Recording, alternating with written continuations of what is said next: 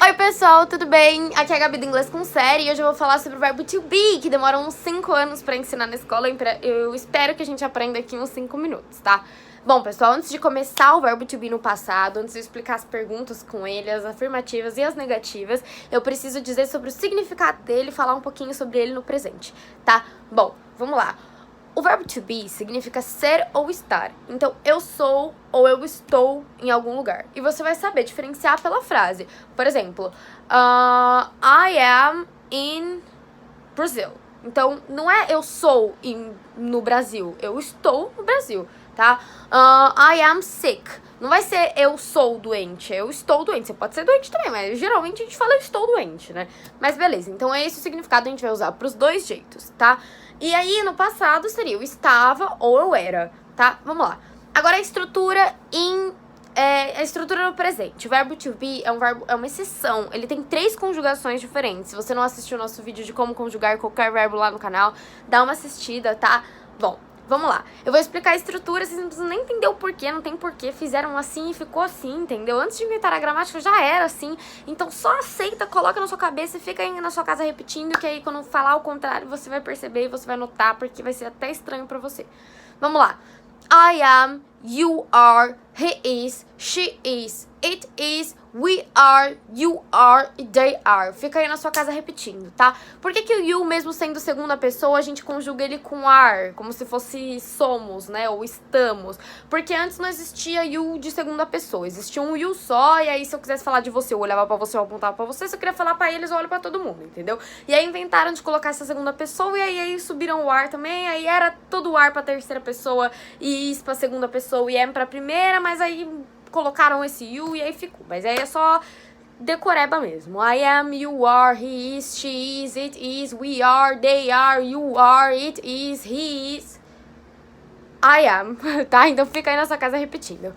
Bom, agora que a gente já passou do presente, vamos entender a estrutura do passado, tá? A estrutura do passado, a gente vai basicamente trocar tudo que é are por were e tudo que é is por was. E o I am vai virar was também, tá? Não vai ter mais diferença no I. Então, I was, you were, he was, it was, she was, we were, you were, they were. Fica aí na sua casa repetindo e aí uma hora você vai pegar e quando você falar ao contrário você vai perceber. Agora vamos falar dessas estruturas na negativa.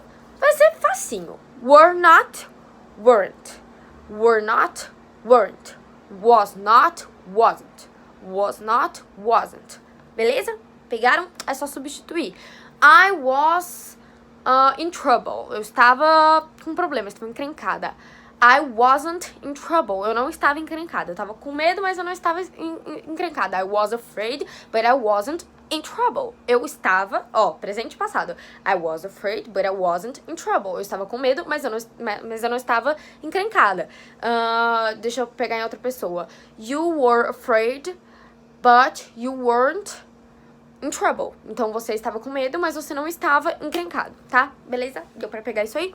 Agora, pergunta. Pergunta vai ser a mesma coisa pra todas as perguntas em inglês. Se você não assistiu o nosso vídeo de como fazer perguntas com o verbo auxiliar to do, então vai lá e dá uma assistida no canal, porque isso vai ser útil pra tudo. Então, novamente, você vai colocar na frente do sujeito da sua frase o was e o were, da mesma forma que você faria com o seu verbo auxiliar, da mesma forma que você faz com o verbo to be, tá? Porque o was e o were não é nada mais, nada menos que o verbo to be no passado.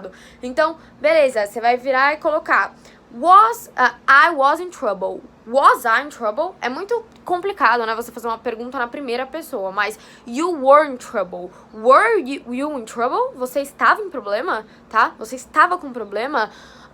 Was she at home? Ela estava em casa. She was at home. Ela estava em casa. Was she at home? Ela estava em casa. Uma pergunta, tá? Não adianta só você fazer entonação. É pra colocar o was e o were na frente do sujeito, tá bom, querido? Bom, vamos lá. Agora que a gente já entendeu como funciona, a gente já sabe como aplica, a gente já sabe como pergunta, como nega e como responde. A gente já sabe absolutamente tudo, eu vou falar sobre algumas exceções, tá? Já ouviram aquela música? If I Were a Boy? Acho que é da Rihanna, não tenho certeza. Se eu estiver falando bosta aqui, coloca nos comentários. Mas enfim, If I Were a Boy. Vocês já sabem que I é com was, tá? Por que esse were? Porque já não tá mais no passado, não é eu era um garoto. É se eu fosse, caso eu fosse, se tal coisa acontecesse, nananana, entendeu? Não é que aconteceu, é que se acontecesse. É mais um futuro com o passado, é uma mistura dos dois, entendeu? Então, por isso que ela fala if I were a boy, tá? Ou, por exemplo, I wish I were rich. Então, eu desejava ser rica, eu queria ser rica. É isso, é de você querer se algo acontecesse, não é nem um futuro, nem um passado, nem uma premonição, entendeu? Então, por isso que fica esse I were, mas aí é outro tempo verbal, é outra coisa, outra situação, e que você vai pegar conforme você for evoluindo o seu inglês aí, que eu já te falei que só vem com prática. Pratica, fala, assiste filme, com legenda em inglês, sem legenda, mesmo que você não entenda porra nenhuma, uma hora você vai entender, então só continua aí. Deixa eu ver se eu tenho mais alguma coisa pra falar.